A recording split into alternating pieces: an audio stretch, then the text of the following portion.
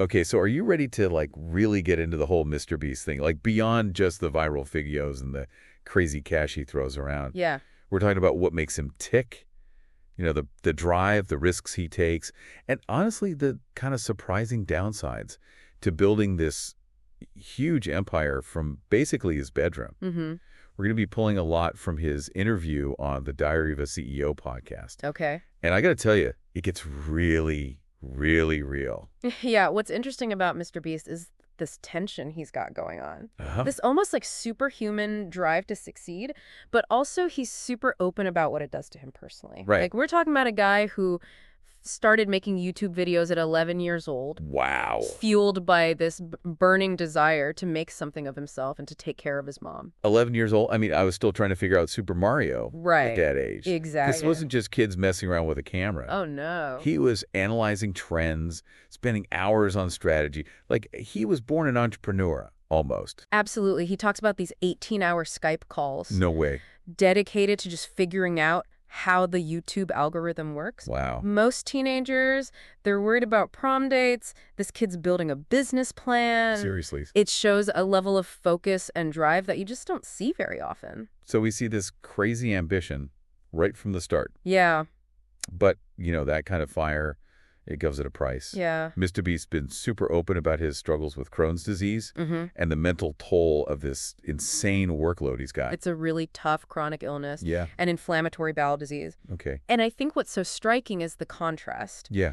Imagine dealing with the pain, the exhaustion, the constant medication, and you're also running this huge YouTube operation. It's crazy. Planning crazy stunts, managing a team. It's unbelievable. He even mentioned getting COVID like 6 times. Oh, wow. I get the sniffles and I'm out for the count. Right. This guy is on a whole other level of just pushing through. Yeah. But even he says there are breaking points. Right. He's talked about mental breakdowns, the pressure, feeling trapped by his own success. It's really interesting, right? Because there's this idea that success equals happiness. Oh, for sure. But Mr. Beast's story kind of throws that out the window. Yeah. He's achieved this level of success most people wouldn't even dream of, but he talks about the dark side of it. Yeah. The sacrifices, the toll it takes. He actually said, if my mental health was a party, I wouldn't be as successful as I am. Wow.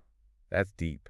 It makes you wonder, when does ambition become, kind of dangerous? Right. It raises the question, is this level of success sustainable? Mm-hmm. Is it even possible to keep that intensity up without burning out? Yeah. Or are there just some fundamental trade-offs that we got to accept? Now, one of the things that's helped him build this empire is surrounding himself with what he calls A players. Right. People just as driven and obsessed as he is. He's a big believer in talent density. Okay. The idea that if you want to do extraordinary things, Yeah. you need people around you who are at the top of their game. Makes sense. Yeah. And he doesn't just, hire them. He invests in them. Yeah. He talked about spending years mentoring Tyler, Mm-hmm. who directs a lot of his videos now. Right.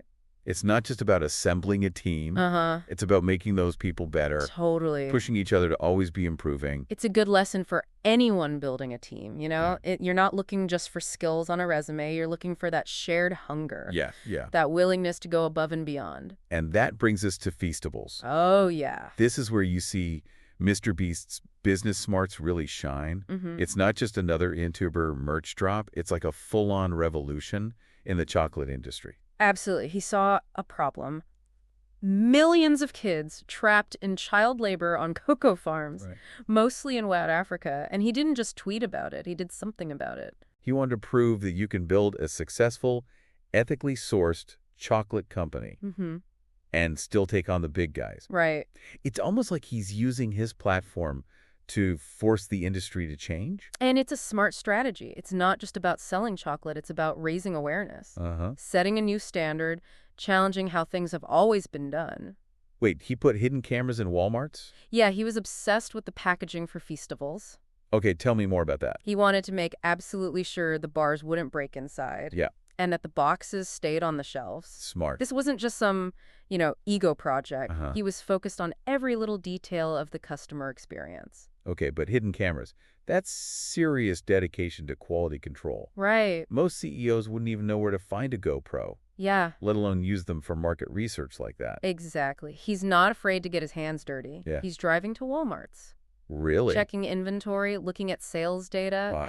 This is a guy who understands that success isn't built in some fancy office. Right. It's built on the ground level where the action is. It's so different from that image of like the out-of-touch executive. Yeah. He's out there with the customers, seeing the product the way they do. You can tell he's genuinely passionate about building something great. And it goes beyond just feastables. Oh, yeah. This data-driven approach, it's in everything he does. Remember those after-action reports he mentioned? Yeah. They analyze every single video. Everyone. Breaking down the metrics, Yeah. looking for patterns, always tweaking and improving. It's a constant cycle of experimentation and optimization. So it's not just throwing stuff out there and seeing what sticks. Nope. There's a real method to his madness. Exactly.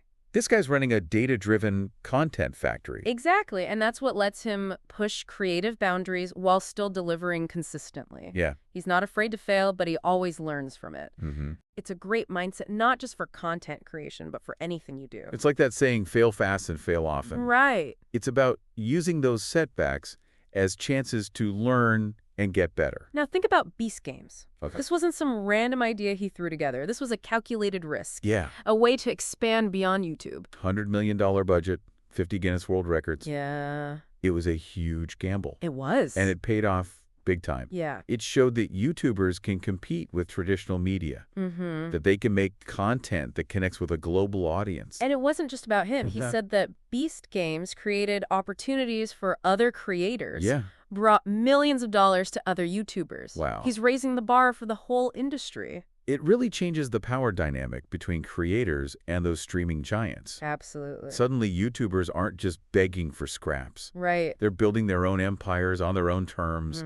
And it all goes back to that drive, that ambition to always push the limits. But the question is, can he keep it up? Yeah. He's talked about the toll it takes, Right. the pressure, the sacrifices. Yeah. He's reached this insane level of success most people would kill for. Yeah. But he's also been really honest about the costs. Yeah. Talking about burnout, breakdowns, feeling trapped by his own success. It makes you wonder what his ultimate goal is. Yeah. Is it all about money and fame? Right. Or is there something deeper driving him?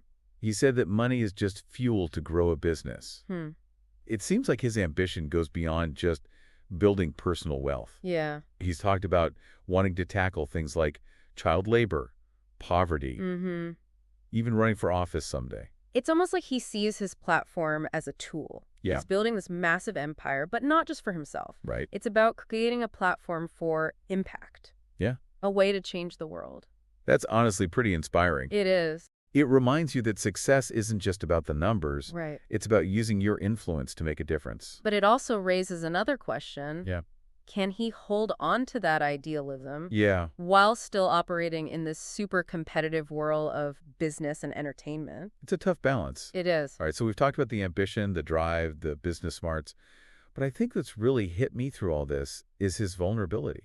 He's achieved this incredible success, but he's not afraid to say that it's not always easy. Yeah. He's talked about the loneliness, the anxiety, the pressure to keep topping himself. It's a good reminder that success doesn't make you immune to human struggles. Right. We often put these successful people on a pedestal, Yeah, but are dealing with the same anxieties and doubts we all face. for sure. Just on a much bigger scale. It's almost like a cautionary tale, you know?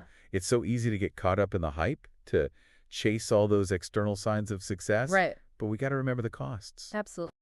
It's about finding that balance, taking care of your mental health, and defining success on your own terms. Exactly. And I think that's one of the most important lessons we can learn from Mr. Beast. Yeah. It's not about saying ambition is bad or that success is bad, but it's about having a more honest conversation, Yeah. recognizing that it's complicated and there are trade-offs. So as we wrap up this deep dive, what's the one thing that really stood out to you about Mr. Beast? Is it the hustle, the business smarts, the vulnerability?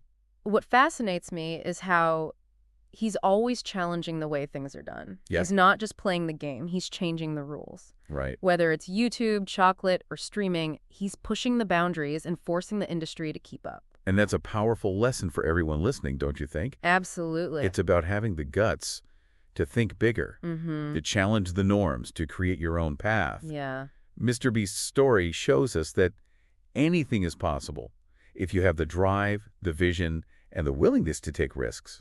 And remember, it's not just about becoming massively successful like Mr. Beast. Right. It's about taking those same principles, hustle, innovation, resilience, Mm-hmm.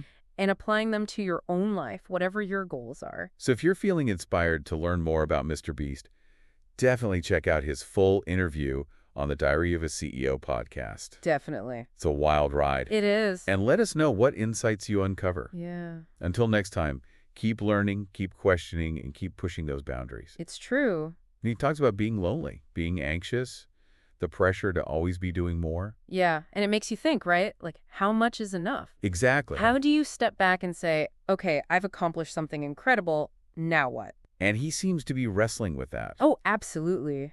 He's still figuring it out, just like the rest of us. So maybe that's the biggest takeaway from this whole deep dive. What's that? It's not about copying Mr. Beast's exact path. Right. It's about learning from his journey. Yeah. Taking those pieces that resonate with you, whether it's the hustle or the data-driven approach, or even the willingness to be open about the struggles. Because it's all part of the process, right? The ups and the downs. And using those lessons to create your own definition of success. That's it. Finding what truly matters to you and going after it with everything you've got. So, to everyone listening, what's your takeaway? Yeah, what resonated with you? What part of Mr. Beast's story are you going to carry with you? Let us know. And if you haven't already, definitely listen to that full interview on the Diary of a CEO podcast. Yeah, seriously. It's worth it. It'll give you a whole new perspective. Until next time, keep pushing those boundaries. And never stop learning. We'll see you on the next deep dive.